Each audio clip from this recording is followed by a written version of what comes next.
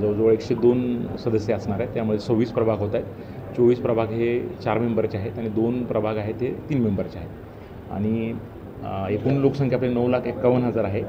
आणि 3 प्रभागाचा जो सदस्य आहे 4 प्रभागांचा जो सदस्यांचा जो प्रभाग आहे त्याची ॲव्हरेज लोकसंख्या 37,000च्या आसपास येते. त्याच्या ±10% बिलो आणि अबाव असं अलाउड असतं. आणि 3 सदस्याची जी ॲव्हरेज लोकसंख्या येते ती साधारणतः 27,987 येते.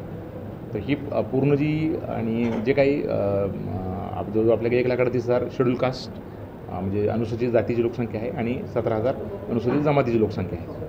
तर याबाबत मी पुन्हा एकदा आपल्या नागरिकांना आवाहन करतो की आपण ह्या फिजिकली यावं किंवा आम्ही प्रेस नोटच्या माध्यमातून लिंक पण देतो आहे. त्यातनं मॅप्स आणि डिस्क्रिप्शन जागेचं वॉर्डचं जे असेल ते पाहावं.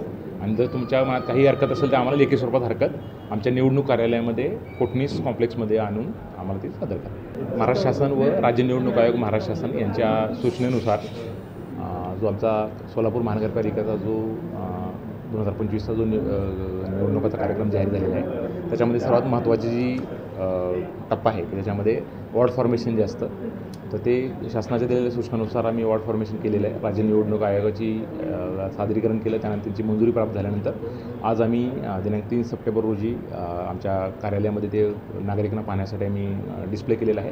वेबसाईटवर सुद्धा आम्ही डिस्प्ले करत आहोत. तर साधारणतः 3 सप्टेंबरपासून 15 सप्टेंबरपर्यंत लोकांना हे त्यांच्या पाहण्यासाठी अवेलेबल राहणार आहे.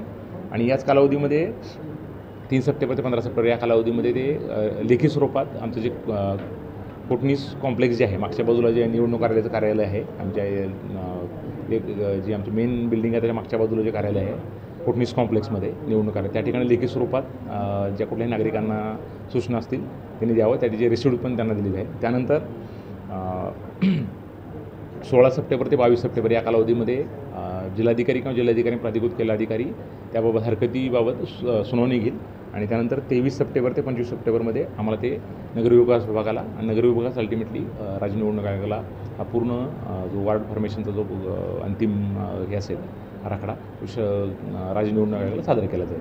आपल्या माध्यमातून सर्व नागरिकांना राजकीय पक्षांना आम्ही आवाहन करतो की आम्ही आमच्या वेबसाईटवर सुद्धा ही पूर्ण माहिती टाकलेली आहे. त्यात डिस्क्रिप्शन दिलेलं आहे. मॅप्स आणि डिस्क्रिप्शन आहे प्रत्येक वॉर्डचं. कुठलाही आक्षेप असेल तर आम्ही शक्यतो आम्ही बनवताना ही पूर्ण प्रक्रिया शासनाच्या निर्देशानुसार बनवले आहे. तरी त्या उपरही कोणाला जर काही शंका असेल काय असेल तर ते लेखी स्वरूपात हरकत त्यात घेऊ शकतात. आणि त्यानंतर हरकतीसाठी मग पुढील प्रक्रिया आपल्याला म्हणणं मांडण्यासाठी सुनावणीची संधीसुद्धा आपल्याला दिली जाईल.